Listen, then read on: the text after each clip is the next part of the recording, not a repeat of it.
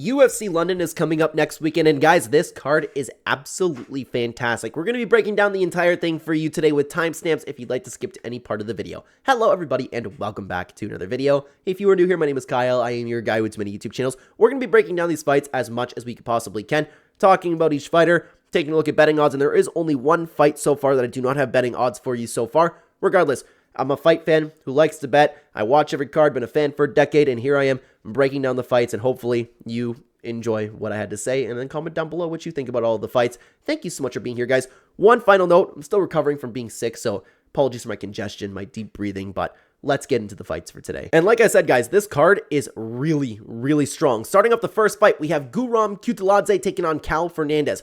This is a very interesting matchup because I want to know how far Fernandes makes it within the division.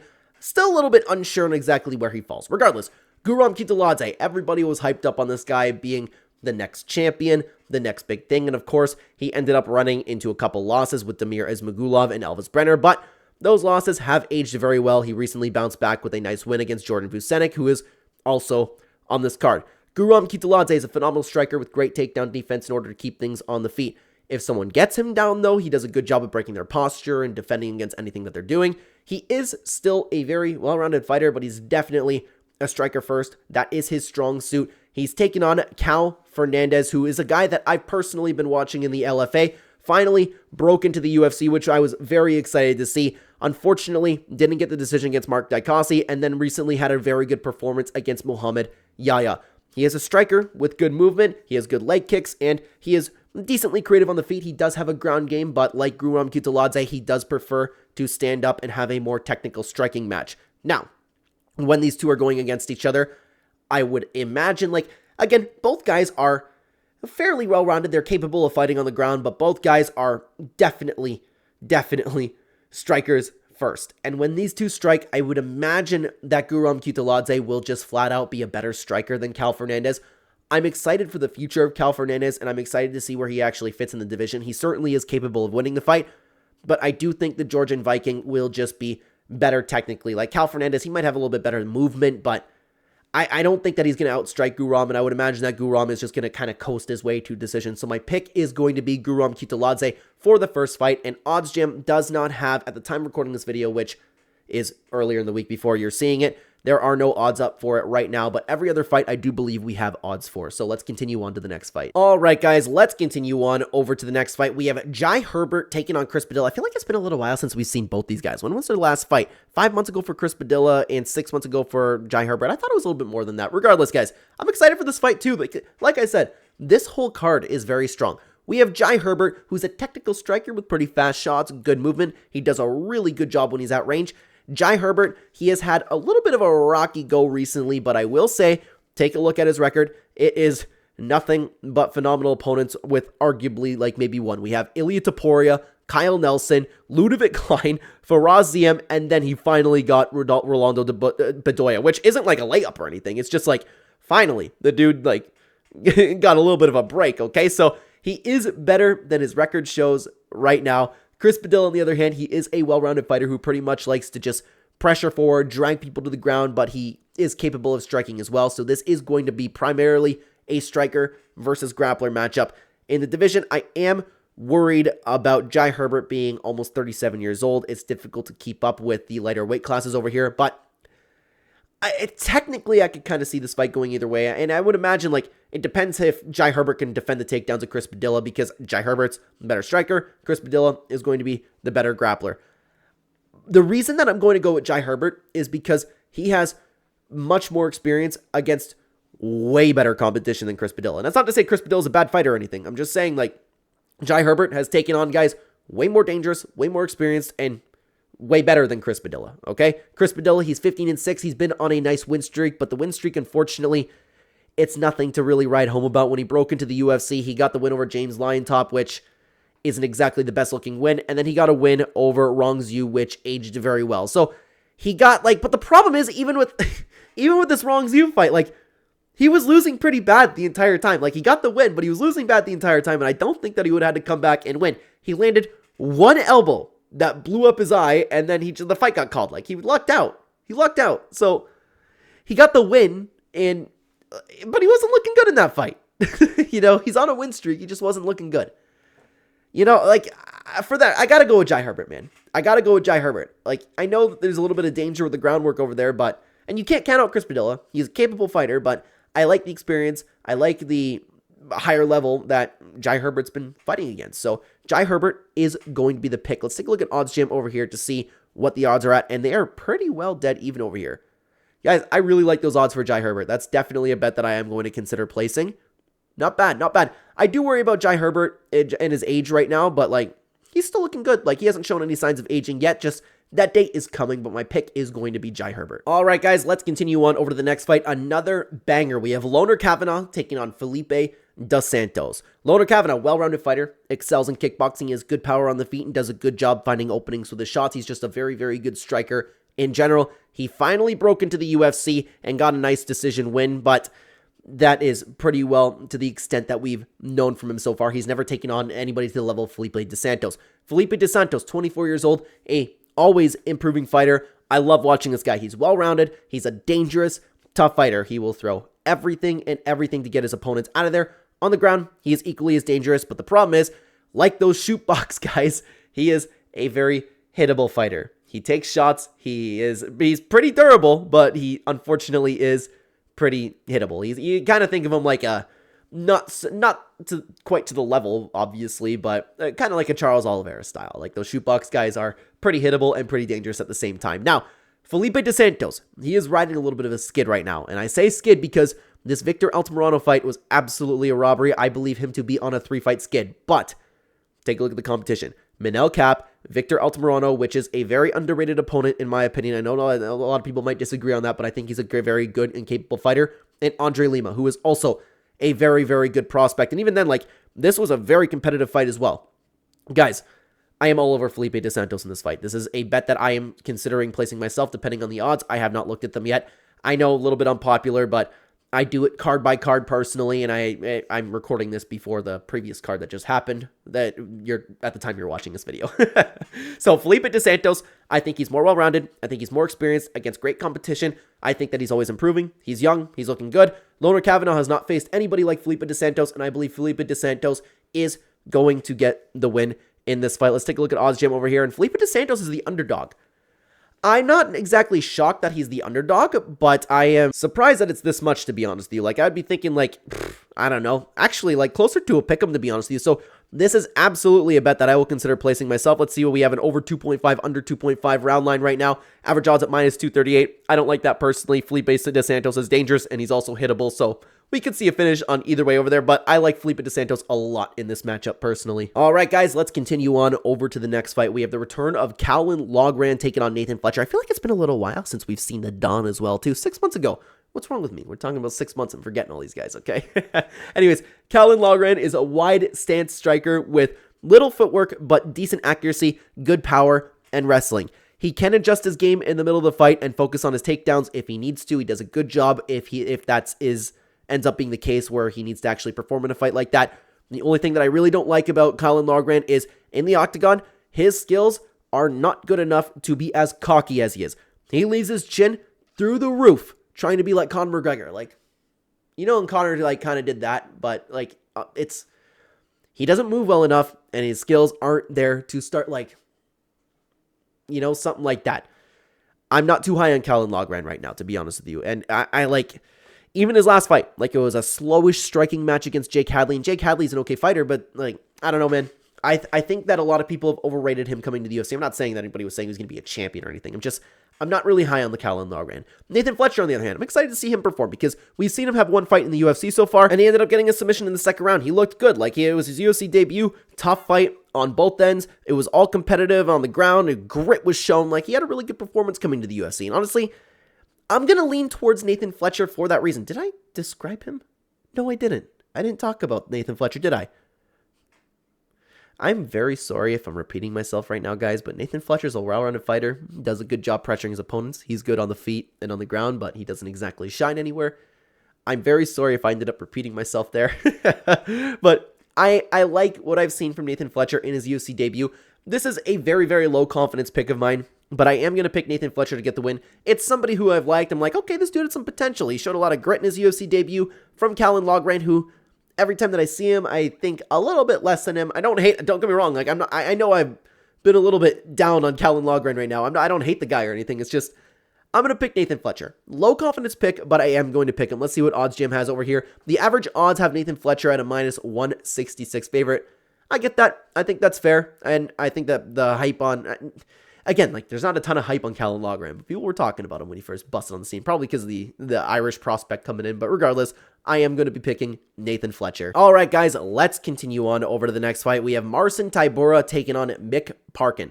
This is an interesting bout. This one I can see going either way, okay? Marcin Tybura, 39 years old, still going strong in the heavyweight division. He is well-rounded compared to the division with a lot of experience. His striking is decent with good pressure, good wrestling, and top pressure. He's light for the division. He's with his history, he's pretty light and fast compared to the division, which helps him get underneath people. When he decides to ground and pound, which you can't always count on, when he decides to ground and pound, his ground and pound is incredible. He doesn't always do that, though. Sometimes he just grinds rounds out holding people. Marcin Tybura is 26-9, had a little bit of a rocky road recently, win-loss. It kind of, like when he sees a little bit of a step up in competition, that's when Marcin Tybura loses. He's losing to both Tom Aspinall and Sergey Spivak, although, like, I know you could say that it was a step up in competition compared to, like, the Tai Tuivasa and the Janata Diniz is kind of good win. Like, but then again, like, he's still relatively inexperienced. You get my point when I'm talking about Marcin Tybura, okay? McCarkin, on the other hand. Guys, I've been talking about McCarkin for a little while. I don't dislike McCarkin at all. I just think that he's been overrated since he came into the UFC. He's 10-0, coming off the Contender Series, and he's won every fight so far with arguably one robbery in there, okay? He is a decently well-rounded fighter who has good kickboxing. He looks to grab his opponents and control the pace. He does wrestle. When he does wrestle, it can be pretty sloppy. On the feet, he throws a decent amount of leg kicks, which is nice for the heavyweight division. He has some good combinations, and he does have some sneaky counter hooks. So, he's a decent fighter. I just think that, like, perhaps people were talking about, like, oh my god, the Tom Aspinall training partner, you know? People were talking about him like he was going to be up there in the heavyweight division too. I personally don't think he is. I was about to say top 10 level, but then again, like, take a look at the state of the top 10 in the heavyweight division of the UFC. I can honestly see this fight going either way. One of these days, Marcin Tybura is going to come out, and he's officially going to look horribly old. Can Marcin Tybura take McCarkin down? I believe McCarkin will be a better striker than Marcin Tybura, but Marcin Tybura sometimes just shocks the world and just goes, hey, I'm still here destroying prospects, you know? Like, I don't know. Nothing about McCarkin's career has impressed me so far. I'm going to give a slight lean to McCarkin because of the youth. He is in his prime now. And with UFC London, if it's a close fight, they'll probably end up robbing Marcin Tybura. If Marcin Tybura was, edging things out, I think they'll give it to McCarkin to get the job done. McCarkin's going to be my pick. It's going to be a very, very low confidence pick. This is certainly, in my opinion, not a fight to bet on. Even a round line I don't like for this one. And the odds kind of reflect that over here. The average odds, Marcin Tybura, a very, very slight favorite. Kind of understandable for that because Marcin Tybura has been known to destroy the prospects like McCarkin. Like, oh, okay, well, he's not ready for anybody in the top 10. Marcin Tybura just took care of him, so McCarkin's going to be the pick, but very low confidence in that one. All right, guys, let's continue on over to the next fight. I am supremely excited for this fight, guys. Very, very excited for this fight. We have the UFC debut of Andre Puliev taking on Christian Leroy Duncan. If you guys have been following the channel, you might know that I have been high on Christian Leroy Duncan for a very long time. I think he's a very capable fighter, okay? Andre Puliev, though, we recently saw him on the Contender Series, which was a phenomenal performance. He almost put on a clinic. He had one hiccup in a round, like being taken down and punched a bit, but other than that, like, he dominated the insane pace, scrambles. He was doing great hurting his opponent. And I know Liam Anderson isn't anything to really write home about, but I really, really do think that Andre Puliev has potential. I like the skill set that he's shown, and I know, like, before that, obviously, there's nothing to note over here. Absolutely nothing to note, so we'll have to see how he handles the UFC, and they're feeding him to a dog right now. But anyways, Andre Puliev is a sharp striker with strong power in his punches. His shots really stand out. There's one of those guys that, like, hits people, and they really look like that they hurt. He also has a decent ground game. He is hittable, and he's open to counters. Not necessarily the best thing to have when you're taking on a guy like Christian Leroy Duncan. Christian Leroy Duncan is an insanely dangerous and hard-hitting striker with creative combinations and a ruthless clinch game. He rarely throws the same thing twice, and he does have a top game in his back pocket if necessary. He is seemingly improving, but we'll talk about that just a little bit more in a second. His wrestling and BJJ defense are also very nice too. In the past, and it's kind of like when we first saw him in the UFC, he had a little bit of a habit of goofing off in the octagon, but recently he seems to be completely all business, and it has been working out for the most part. I want to talk about this loss because he's looked great in the UFC so far. I know that he lost to Armin Petrosian, but he had great performances even throughout the majority of his UFC career so far. He ran into Gregory Rodriguez, and in this fight, I was very disappointed in what I saw. I don't understand what the gameplay was. It didn't seem like the killer of Christian Leroy Duncan that we've seen in the past, because he walked forward with his head down, looking to clinch the entire time. It's nothing that we've seen so far from Christian Leroy Duncan. So I don't know if I've overrated him, thinking, because obviously Gregory Rodriguez is the best opponent that he's taken on, and Gregory Rodriguez is a clear step from the other competition that he has taken on so far in the UFC. But I don't know, man. It didn't seem like the same guy to me. So I don't know if I've overhyped Christian Leroy Duncan or if he just had an off night, because that happens. People are under the weather. People are injured. I haven't heard anything about Christian Leroy Duncan in this camp or anything like that. But I certainly think that Andre Puliev is live to win here. I think he's a very capable fighter. I'm excited for his future, okay? I am going to be picking Christian Leroy Duncan. He has the UFC experience. He's shown to put on great performances and improve fight to fight. The Gregory Rodriguez fight, I am going to take as kind of like a one-off performance right now. Until I see him have another performance like that, then perhaps we'll reevaluate. But I am going to be picking Christian Leroy Duncan. I'm kind of 70-30 on that pick. I think he'll win, but it wouldn't shock me if he ended up losing the fight. Let's take a look at Odds Jam and see what the odds are in. Wow, that's crazy. I think that's crazy, guys. Minus 640 average odds, favorite for Christian Leroy Duncan. I like Christian Leroy Duncan, guys. And also, you have, I don't remember if he's from London, but he's somewhere around that area, so you got to think about the card too. The judges doing what the judges do, robbing people if the fight ends up being close. But man, Christian Leroy Duncan should not be this big of a favorite, guys. He should absolutely be the favorite, but minus 640? That's nuts, okay? We also have round lines over here, over 1.5 at minus 142. I actually don't hate that. I don't hate that line, but man, honestly, Andre Puliev, that is an underdog opportunity for you right there. But I am, again, going to be picking Christian Leroy Duncan. I hope he gets a job done, too, because I'm a fan of Christian Leroy Duncan. I've liked what I've seen from him, and I don't know. He's always a pleasure to watch in the UFC. Let's continue on, guys, over to the featured prelim. We have Shauna Bannon taking on the returning Pooja Tomor. How long has it been since we've seen her? 8 months ago. Why do I think it's been so much longer for some of these fighters, okay? Anyways, Shauna Bannon. Perhaps an overhyped prospect in the division, but regardless, we'll talk about her because I have a little bit of a concern with Shauna Bannon, okay? She is a heavy pressure striker who I would say is a little bit better than your typical WMMA fighter. She has decent technique. She has decent volume. She's pretty durable. She uses her lead leg like a jab. I kind of like it when fighters do that. It's pretty unique. People aren't used to fighting against that. She can be taken down, but if she is pretty active off of her back if she does end up hitting the ground. The problem with Shauna Bannon is you can't always count on her to be technical. Sometimes she shows up and she just looks sloppy. I have no explanation for that. Sometimes she looks like, okay, you know what? There's some combinations here. The lead leg's working pretty well. And then just sometimes it's like, I'm stepping over myself throwing a 4-punch combination, she also needs to change her approach because there are so many times, and it's been caught on to recently, where she does throw that same 4-punch combination and she's falling over herself as she's throwing it, and she uses the lead sidekick. Shauna Bannon needs to adjust a little bit. After her first loss over to Bruna Brazil, she ended up getting a win against Alice Ardeline, which, if I'm not mistaken, was short notice on Alice Ardeline's part. But regardless, you should not be having a split decision loss to Alice, or a win to Alice Ardeline. That fight should not be back and forth, okay? But she's taking on Pooja Tomor.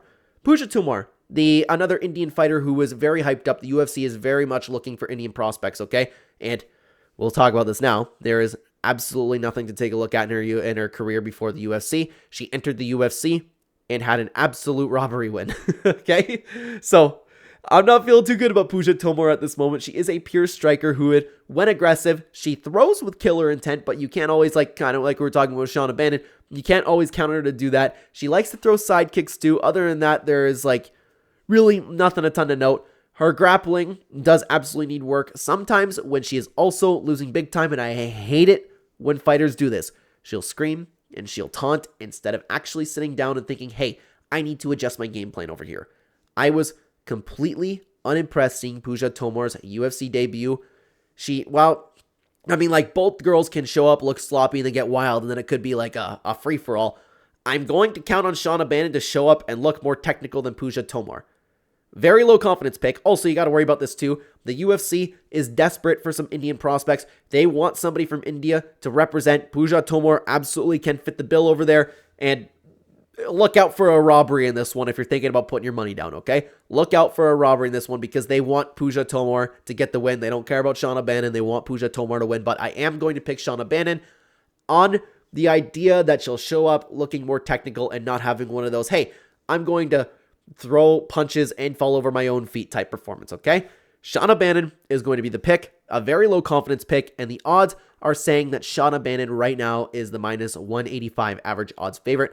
I think that's fair. Puja Tomor did not look good in her UFC debut at all, but this is certainly not a fight to bet on in my opinion. Certainly not. But guys, as we have been talking about, of course, on this channel, I talk a lot about betting. So if you're interested in seeing exactly what I am doing with my own money, or if you want to combine my fight knowledge with your own research, either that, or you just want to support the channel, you can check out the channel membership, which is very cheap compared to other MMA channels. In the description, pinned comment down below, or right next to the subscribe button. Every single Thursday, Friday, or Saturday morning, depending on whether or not I want to bet on Friday fights, I will be posting a community members post, as well as a members only video diving into exactly what I am doing with my money and why. Again, if you either want to support the channel or seeing exactly what I am betting on, combining my fight knowledge with your own research, then consider joining the channel membership. Thank you so much for listening, everybody. Also, the Odds Jam tool that we have been using is a partner of the channel. If you want to sign up to Odds Jam, which is fantastic if you're a serious sports bettor with multiple sports books, they're very quick to things. You can check that out in the description, pinned comment down below as well. Using code Clenbat and my link, you can get a discount signing up. Thank you very much for listening, everybody. Let's get into the main card. All right, guys, let's continue on to the next fight. Jordan Vucenic taking on Chris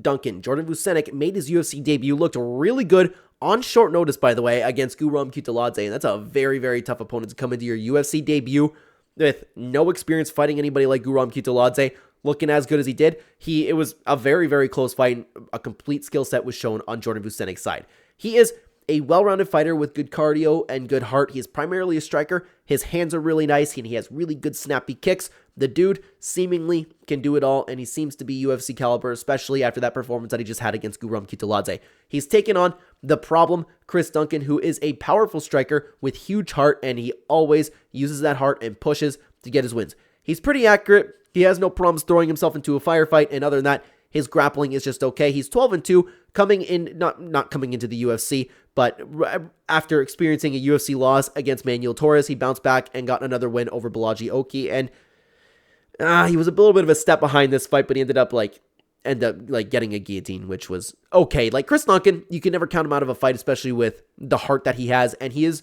an okay fighter, and I don't have too much else to say about Chris Duncan, to be honest with you. Like, he's an okay fighter. He puts on good performances, and he uses a lot of heart to get the job done, okay? For this fight, I wish I could break it down a little bit more for you, but I just think Jordan Vucenic's going to be better. I like the performance that he put on against an opponent that Chris Duncan has not taken on yet. And while Chris Duncan is a guy that you can't count out, I like the technique and the skill set that Jordan Vucenic showed, even just on short notice. Like, I'm excited to see him with the full camp taking on Chris Duncan, okay? I believe Jordan Vucenic is more likely to get the win here. A little bit of a low confidence pick of mine. I still need to see more from Jordan Vucenic, but from what I have seen, I think that he's going to get the job done. Let's see what Odds Jam has to say about this fight. Jordan Vucenic sitting at a minus 344 favorite. I understand why. I understand why. He seems to be the real deal. I'm excited to see how far he goes in the UFC. I have no complaints there. I'm definitely not going to be betting on this fight. The over 2.5 at plus money. Don't hate that either, especially when you have a guy that's really, really tough like Chris Duncan. I do not hate that one little bit. Plus money over 2.5. Not something I'd probably want to play. I'm a big over 1.5 round guy, but hey, that's something to consider. I'm going to pick Jordan Vucenic to get the job done, though. Let's continue on up the card, though, guys, to another fight. Kevin Holland taking on Gunnar Nelson. Now, it actually has been a long time since we've seen Gunnar Nelson perform. Okay, there you go. I said that about a few fighters this card. If you guys are just ended up skipping to the main card over here, I said that about a few fighters, and it was like, oh, we only saw this guy 6 months ago, okay? Kevin Holland, 26-13. Look at that record, man. Kevin Holland, one of the, like we talked about with Kelvin Gastelum, man, he is one of the biggest missed potential fighters of all time.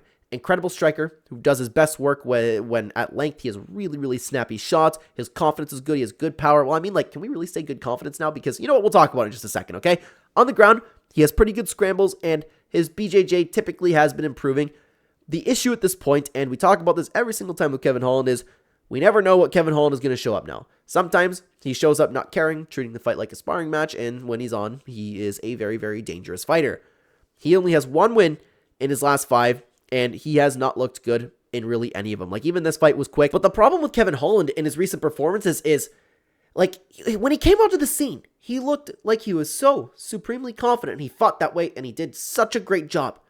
But many MMA channels have talked about this, and they're completely correct in saying so. Where Kevin Holland comes in, he has the I don't care attitude. I don't care about the title. I don't care about winning. I don't care about losing. I'm coming in there to make some money, and, like, you know, as if you don't care, you know? As if you don't care. He's just coping about not being good enough to get to the title, which I actually do believe Kevin Holland, if he dedicated himself, like we talked about Kelvin Gastelum, he could be a title contender because he was improving. His BJJ was improving. His scrambles were looking good. His striking is very snappy, lengthy. Like, he looked great for this division. But he just, I don't know what it is. I know he likes to party. Don't know if it's anything like that. Don't know if he's made his money. I have no idea.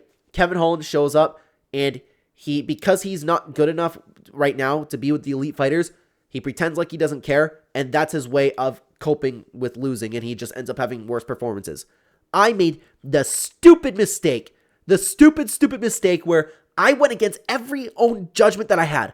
Bet against him against Reiner de Riddler. It wasn't anything significant, but, like, I was like, man, I'm not betting on Kevin Holland anymore. But I go, he's a better fighter than Reiner de Riddler. But what do we know? He just offers, like, no resistance. I am never betting on Kevin Holland ever again. I'm never betting on a Kevin Holland fight ever again. I can't trust him to show up, and if he does show up, he looks like he's a great fighter. I'm very disappointed in Kevin Holland because I was a fan of Kevin Holland. He's been doing nothing but making himself unlikable, you know? It's disappointing to see. Gunnar Nelson, on the other hand, we haven't seen him in a long time. He's almost 37 years old at this point. He's a grappler with okay karate-based striking on the ground. He has fantastic BJJ, but sometimes, like, getting the fight to the ground can be the problem for Gunnar Nelson because, like, his takedowns are a little bit weak, but his goal in mind will to be always to grapple. If he gets a fight to the ground, he does fantastic work down there. I don't know why he doesn't fight often, but you got to worry about, like, coming out, like, he is on a 2-fight win streak against, like, competition that obviously could be better. You always have to worry about something like ring rust. We don't know why. He could just show up and look older. Guys, at this point in a Kevin Holland fight, I have no idea what to think. I have no idea what version of Kevin Holland is going to show up, and, like, he has all the potential in the world. But at what point am I going to start treating him like Kevin Gastelum, where it's like, okay, time to accept it. The dude just won't dedicate himself. The dude, like, it's just going to be missed potential, and we pick Gunnar Nelson. But, I still want to pick Kevin Holland. This is a 50-50 fight, guys, for those reasons. Like, you never know what Kevin Holland's going to show up. Like, he has a supreme reach advantage on Gunnar Nelson. Like, if Gunnar Nelson takes him down, like, Gunnar Nelson shouldn't be able to take Kevin Holland down. He shouldn't be able to. Kevin Holland should be able to keep him at length and knock him into another dimension.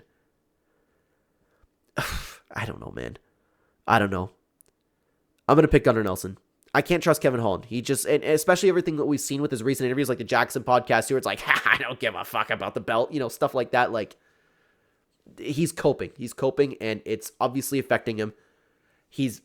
I know he likes to party. We've talked about it all. I can't trust Kevin Holland anymore. For that reason alone, I'm going to pick Gunnar Nelson, but Gunnar Nelson shouldn't win this fight. Kevin Holland should win this fight. I'm going to be picking Gunnar Nelson, but honestly, I hope Gunnar Nelson gets a job done. I like Gunnar Nelson. But it's disappointing because I loved watching Kevin Holland when he bursted on the scene, man. Just disappointing. Let's see what the odds have to say over here. Oh, very close. Kevin Holland sitting in the underdog, and that goes to show, man. Again, Kevin Holland should not be the underdog over here, but because Kevin Holland has disappointed so many people and just comes in treating things like, I'm not good enough, but I'm going to disguise it as I don't care, you know? He loses, okay? I'm picking Gunnar Nelson to get the job done. Low confidence pick, but that is my pick. All right, guys, let's continue on to which this might be my most excited fight, or the fight that I'm looking forward to most on the card. Nathaniel Wood versus Morgan Charriere. Two absolutely incredible prospects going at it, okay? We have Nathaniel Wood, the prospect, very technical and well-rounded fighter. He can do it all, including fighting in a firefight. Like, this dude is a very, very complete fighter. I'm excited to see him perform. He had one hiccup against Muhammad Naimov, but even then, how much do you really want to take this into consideration? Because this was a very close fight against a very good opponent, okay? But Naimov, I don't know how many times he kicked him in the nuts, but, like, he kicked Nathaniel Wood in the nuts so hard multiple times at the point where I'm like, there's no way Nathaniel Wood is he's not compromised. There's no way that he's not compromised. So, if you want to erase that from the recent record, I am all for that. Bounced back, got a win against Daniel Pineda. Not the best opponent to get a win with. I mean, it should have been a perfect performance, but it wasn't, okay? Regardless, Nathaniel Wood is a fantastic prospect. I'm excited to see him perform. Morgan Charriere, on the other hand, I am also very excited to watch this fight. He is a striker with explosive tendencies, good pressure. He's light on his feet, uses his range very, very well. He also does a great job in the clinch. He has great takedown defense to keep things on the feet, and sometimes he will even mix in takedowns on his own, but he is primarily a striker. He is coming off of, he's records 20-10, but since he busted in the UFC, man, the dude has been looking good before the UFC, and he's been looking really, really good once he got into the UFC. Got the first win in the UFC, then he had, I hate to say this, man, I hate to say this, because I'm a big Chepe fan. This was a robbery. He won this fight, and you guys, if you follow the channel, you might know how high I hold Chepe Mariscal, okay? I think he's an incredible fighter, has championship material. He matched Chepe's game. This is such an underrated win. It was a win, okay? I love Chepe, but it was a win. It was such an underrated win, and he excelled Chepe Mariscal. This dude is improving every single time that we see him, and then he followed that up against Gabriel Miranda, which is a little bit of a step down in opponent, but he had another perfect performance, okay? These dudes, I cannot wait to watch them go at it, because both fighters are certainly capable of winning. Tough fight, tough fight. I just been, sorry if you can hear my notification over there, guys. Tough fight. I am going to lean towards Morgan Charriere, honestly. I'm honestly, because of the Chepe fight. Because of the Chepe fight. I love the grit that he showed. He matched Chepe's pace. He matched Chepe's dog in him, and he got the win. Followed that up with a perfect performance. Nathaniel Wood's fantastic. He really is, and I can't wait to see this fight. He is certainly capable of winning, but I'm going to lean towards Morgan Charriere, and again, a 60-40 type pick. Like, this card is so good, guys, except maybe the next fight I'm not too excited for, but my pick is going to be Morgan Charriere. My gut's telling me to bet on it, man. It's telling me to bet on it, but I don't know if I want to pull that trigger, okay? Because I think that both fighters are amazing, and they're both capable of winning. Morgan Charriere sitting at about a minus 200 favorite. Honestly, I understand why. He's had the better performances recently, but man, like, Nathaniel Wood can absolutely get the job done. My gut says to bet on Morgan Charriere, which is weird, but my brain says, hey, don't bet on this fight. But Morgan Charriere is going to be the pick to get the job done. All right, guys, let's continue on over to the, the featured bout. It's the featured bout. Molly McCann versus Estela Nunes. Banger fight. Can't wait to see this. This is my most anticipated fight on the entire card. Molly McCann. They're fighting in London. They need to give her a little bit of a layup. Like, we can talk about, like, Estela Nunes isn't a good fighter. She's 6-5. The record speaks for itself. Just look at the opponents that she's taken on.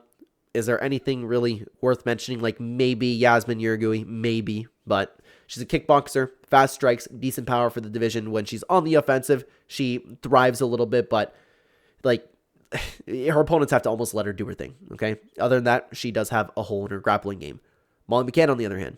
Molly McCann, 14-7, record kind of speaking for itself as well. She's an aggressive striker who likes to brawl with decent technique, has good power for the division. She also she mixes in takedowns here and there, and she has decent heart to go along with that technique over there. I mean, like, with the, like, I don't know, man, like, the technique's decent. What can I say? Like, I'm trying to make them sound okay and trying to break them down, but they're just, like, your typical WMMA bout, okay? You know?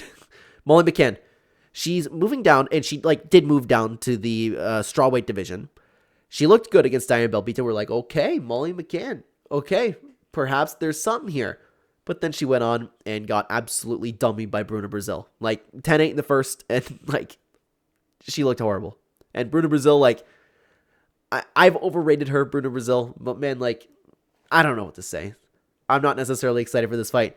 It's two fighters that I am not hyped up about one little bit. I'm sorry if you were looking forward to, like, a in-depth breakdown, but Molly McCann is getting a layup here. She's probably going to take down Estela Nunes, who doesn't really do much on the ground, and Molly McCann's probably going to get the win. They want her to get the win for UFC London. Molly McCann's going to be my pick. Let's see what Odds Jam has to say about this fight over here. Molly McCann sitting at a minus 294 favorite. What do we have for the round lines over here? Over 2.5, minus 133. I actually don't hate the under for Molly McCann. Like, Estela Nunes does have a hole in the ground game, so I don't know. I'm not hyped up for this fight. It's going to put a damper on the main card. Let's continue on. Before we get into that co-main event, though, guys, let me pause you for one more time. It is the final pause of the video. As you might know, I am your guy with too many YouTube channels. If you check out the link tree at the top of the description, or the direct links also in the description, you have to dive down a little bit deeper for that.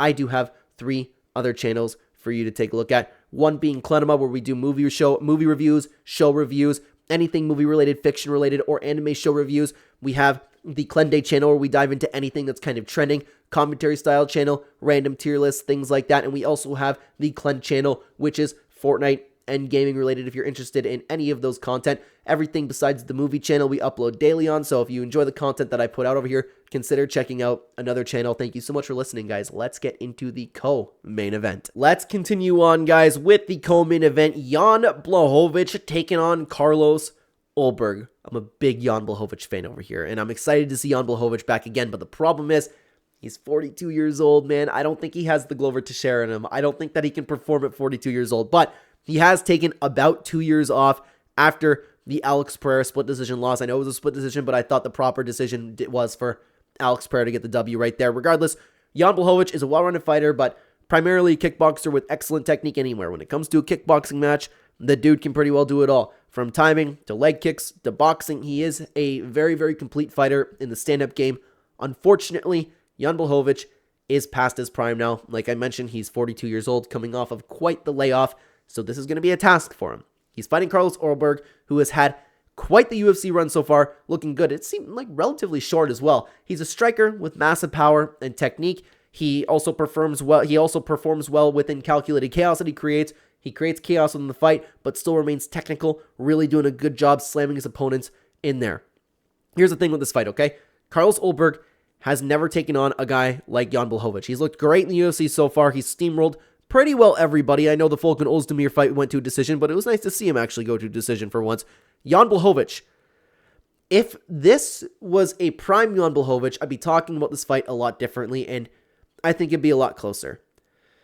Skill-wise, I think that Jan Blachowicz is actually the better fighter, but the problem is he's 42 years old, well past his prime, coming off of a layoff, and I know I don't know if he's been off because of an injury, but we got to worry about that injury Jan Blachowicz had with the knee injury. You got to worry about that. You don't recover as well at 42 years old. And Jan Blachowicz clearly isn't on any PEDs to get the job done too. I think this is kind of set up for him to lose. They want Carlos Ulberg to probably push towards a title fight, and I think that Carlos Ulberg might just storm Jan Blachowicz.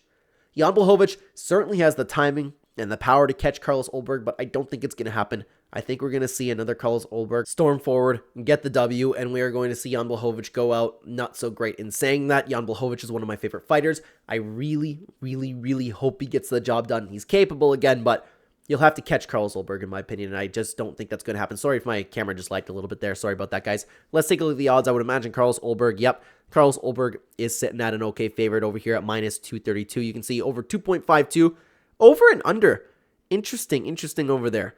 I could see this fight playing out pretty slowly. Like, it wouldn't shock me if that were the case, so I don't mind if you want to take a stab at an over or an under, but I don't think it's worth it betting on Jan Blachowicz for this time around. Carlos Ulberg, but then again, like, is Carlos Ulberg even like a parlay piece worthy? I don't think so. I imagine Carlos Ulberg will get the job done.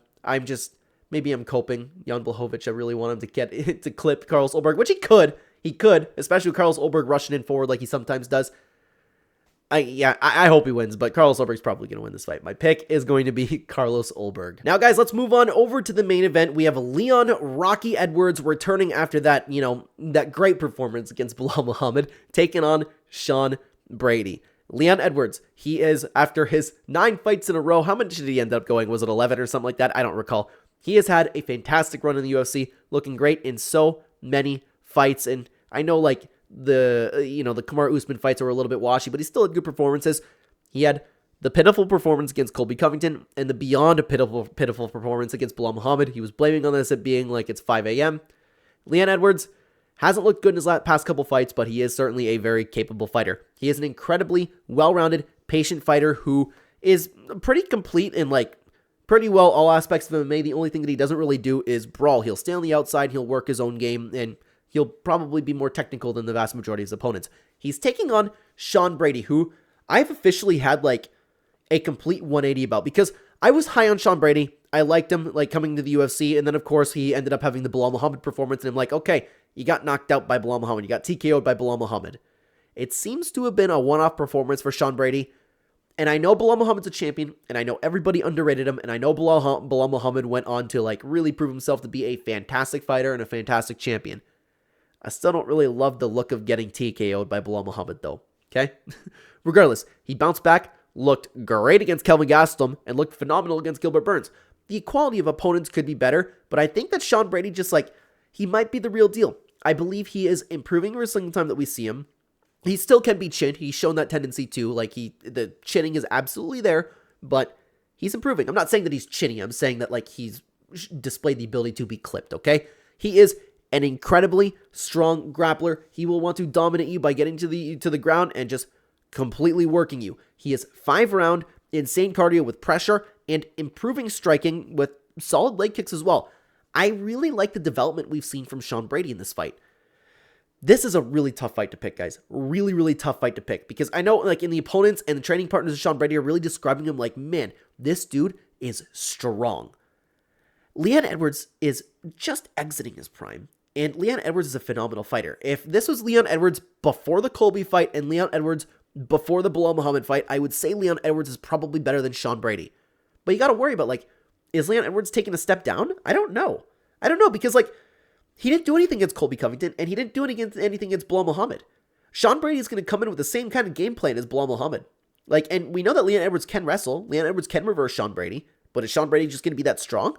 Is Sean Brady going to get clipped by Leon Edwards? Because Leon Edwards is going to be a better striker than Sean Brady, but Sean Brady is also improving at a fantastic rate. I think this fight's about a 50-50. I have no idea who's going to win this fight. For the sake of the video, guys, I'm going to pick Sean Brady. I like how he's performed recently, and I like that he's improving. And Leon Edwards hasn't looked good in his past couple fights. What's he going to like? And it never looks good if you blame your recent loss, which was against Bilal Muhammad, and it's 5 a.m. Like, I mean, that has a little bit of merit, but what you should have been doing is preparing to fight at 5 a.m. You should have been preparing to do that. I don't like it when fighters make excuses for their losses, especially with two really poor performances. I'm going to go with Sean Brady, although, like, I still question it because this is a very big jump in competition compared to Sean Brady's past two opponents. Sean Brady's looked great since his loss against Bilal Muhammad, but this is a huge jump up in competition. For that reason, I do believe it to be a 50-50 fight. For the sake of the video, my prediction is going to be Sean Brady, but again, I am not confident in that pick whatsoever, and the odds kind of reflected the same just a little bit. Sean Brady sitting at a minus 151 average favorite, so a lot of people are on the Sean Brady train. I'm surprised we don't have round lines at this point, but regardless, guys, yeah, I see why people pick Sean Brady, but I'm not ready to sit down and say Sean Brady is the real deal. He might be. He's showing the capability. Guys, I cannot wait to watch this card. This card's coming up, and then we have the LFA card at night. Like, man, it's going to be a phenomenal day of fights. I'm excited, guys. Let me know what you thought about the card down below. Check out this video on screen right now. If you want to watch some funny UFC TikToks with me, I would love to have you over there. Thank you so much for watching the video, everybody. Take care.